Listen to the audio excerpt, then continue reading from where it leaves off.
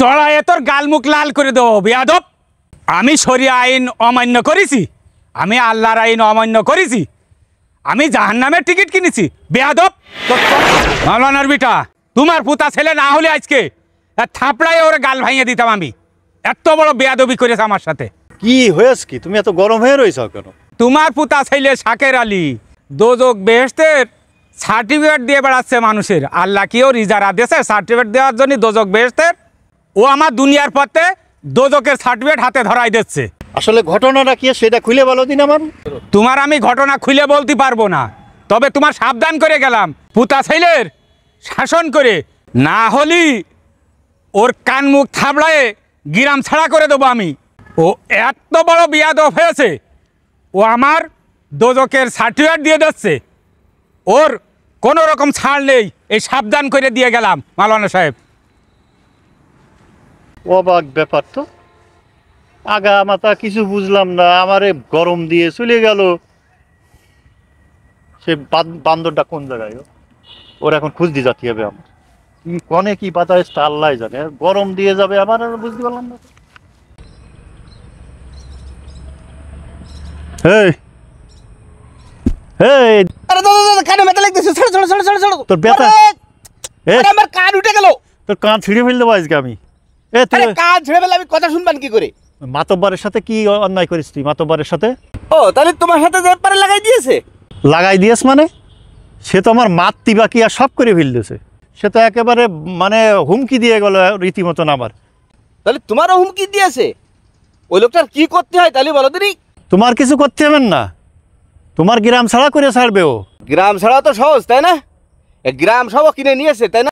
এই ওসব বাদ দে পাকামি, তুই ওর সাথে কি অন্যায় করিস সেই অন্যায়টা তুই আমার বল। তাহলে কি করেছি শুনবা? তাহলে শোনো। কি ডা দেখাশুনো করবে, কি ডা আছে আমার এসব দেখাশুনো করার? হ্যাঁ, আসসালামু আলাইকুম। ওয়ালাইকুম আসসালাম। ও দাদা, কি একা একা দাঁড়া দাঁড়িয়ে খেজুর গাছের সাথে বকাবকি করছাও, হয়েছেটা কি? এই তোর অত ছয়লামি করতে হবে না, তুই যেখানে যাচ্ছিস সেখানে যা। দাদা মনে হচ্ছে মটকা খুব গরম আছে, তোমার জ্বালাই বাজার ঘাটে চলার মতো নেই তো। তোমার বিরুদ্ধে যেখানে যাচ্ছি সেখানে অভিযোগ, চার দোকানে যাচ্ছি সেখানে অভিযোগ, রাস্তাঘাটে হেঁটে বেড়াচ্ছি সেখানে অভিযোগ, ওই মসজিদে একটু নামাজ পড়তে যাচ্ছি তাও দেখো নামাজ পড়ে বেরোনোর পারে তাও লোকজন অভিযোগ আছে। এত অভিযোগ কেন কদিন একটু শুনি। কিসির অভিযোগ রে? এই আমার নামে অভিযোগ করবে? কার এত বুকির পাটা আছে? দাদা এই বুকের পাড়ায় সাহস নেই বলেই তো তোমার সামনে কেউ কিছু বলে না। তুমি তো এই দুনিয়া থেকেই জাহান্নামের টিকিট কিনে ফেলিছাও। এই কি কলিস বেয়াদব? আমি দুনিয়ার থেকে জাহান্নামের টিকিট কিনে নিয়েছি? রাইগে না রাইগে না, কোন সময় হার্ট অ্যাটাক করে ফুটুস হয়ে যাবা, ঠিক আছে? এই ফাইজলামি বাদ দে, দুনিয়াতে জাহান্নামের টিকিট কিনেছি মানে তুই কি বলতে চাচ্ছিস? বাজার ঘাটে সবাই বলতেছে যে তুমি শরিয়া আইন লঙ্ঘন করিছাও, আল্লাহর দেয়া বিধান তুমি অমান্য করিছাও। আমি আল্লাহর কোন আইন অমান্য করেছি? তুমি তো ওই ছেলের আশা করতে করতেই তোমার তিনখান মেয়ে হয়েছে, তোমার যত ধন সম্পদ রয়েছে কি করিছাও সব এই মেয়েদের নামে লিখে দিছাও। ওদিকে তোমার ভাইয়ের দিকে তো খেয়াল করলেই না, তাহলে কি শরিয়া আইন লঙ্ঘন হইল না? ও তাহলে বাজার ঘাটে আমার নিয়ে এইসব সমালোচনা হচ্ছে? আমার যত সম্পত্তি আছে আমি 3 মেয়ের ভাগ করে দিছি, তাতে এতে আবার ভাইগের টানাটা নিয়ে কি করতে আসছে? তোমার যে সম্পদ, এই সম্পদ মেয়েরা তো একটা অংশ পাবে, কুরআনটা উল্লেখ করে দিয়েছে। যদি শুধু মেয়ে হয় তাহলে মেয়ের একটা অংশ পাই, আর তোমার ওই ভাই ভাগাররাও একটা অংশ পাবে। এখন তুমি কি করলে, তোমার ভাই ভাগারদের অংশটা ফাঁকি দিয়ে সব মেয়েদের নামে লিখে দিলে, তাহলে কি কোরআনের আইন লঙ্ঘন করা হইল না? কোরআনের আইনই হচ্ছে শরিয়া আইন। তা তুমি যেহেতু এই মানে সম্পদ বন্টন যে নীতি এটা অমান্য করিছাও, তাহলে তুমি শরিয়া আইন লঙ্ঘন করিছাও। আর শরিয়া আইন লঙ্ঘন করলেই জাহান্নামী হবে, এটাই স্বাভাবিক। তাই তো লোকজন বলা বলি করতেছে যে তুমি দুনিয়ায় থাকতেই জাহান্নামের টিকিট কিনে ফেলিছাও। চড়াইয়ে তোর গালমুখ লাল করে দেবো বেয়াদব। আমি শরিয়া আইন অমান্য করেছি, আমি আল্লাহর আইন অমান্য করেছি, আমি জাহান্নামের টিকিট কিনেছি বেয়াদব। তো চড়াইয়ে গালমুখ ছিঁড়ে দেবো একেবারে। চড়াইয়ে আমার গালের দাঁত ফেলে লাভ নেই দাদা, এখনও সুযোগ আছে।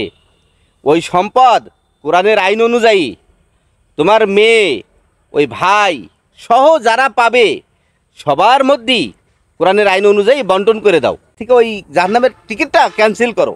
তুমি আমার দোষটাই দেখলে, সবাই তো মেয়েকের নামে লিখে দেছে, তাতে কোনো সমস্যা নেই। তুমি মরে গেলেই তো জমি জমা সবার নামে চলে যাইতো, ওয়ারিশ সূত্রে যার যার পাওয়ার কথা পেয়ে যাইতো। আল্লাহর এই কোরআনের আইন অমান্য করে কেন তুমি মেয়েদের নামে লিখে দিতে গেলে? সর, বেরো আমার সামনে থেকে, বেরো। আর যেন কোনোদিন আমার সামনে না দেখি তোর। যা, তুই যা এখান থেকে, যা। তুই শুধু বাইচা গেলে আজকে মাওলানার পুতা ছেলে বিলে, নাই তোর আজকে থাবড়াইয়ে তোর আজকে গাল বুক লাল করে গিরাম ছড়া করতাম আমি। হে মাওলানা কনে, ওরে আমি আগে খুঁজে নি, পুতা ছেলে মুস্তান বানায়েস। তাহলে শুনলে তো? তা তো শুনলাম। আর তাহলে এবার তুমি কতদিন আমি এখানে কি অন্যায়টা করেছি? তো সব সব অন্যায় হচ্ছে ওই লোকটার, আর ও আমার গ্রাম ছাড়া করে দেবে। তাই তো দেখতেছি। কেন কি মগের মূল্য পাইছে যে তোর গ্রাম ছাড়া করবে? হ্যাঁ, সেটাই তো। এ ও কি পায়েস কি? ও অন্যায় করবে, ও শরিয়া আইন মানবে না, আবার বললি ও তার গ্রাম ছাড়া করবে? হ্যাঁ, এই চল চল ওর সাথে চল। ও কি পাইছে যে আমার যেভাবে শাসাই গেল, হ্যাঁ, মনে হলো যে আমারও মারতে পারলি ও আমার ভালো, ওর এরম একটা ভাব দেখাইলো। আমার তো মানে আগুন উঠে গেছে। চল তুই এর সাথে চল, চলো গ্রামের লোক সব এক জায়গায় করবো আজকে। চল।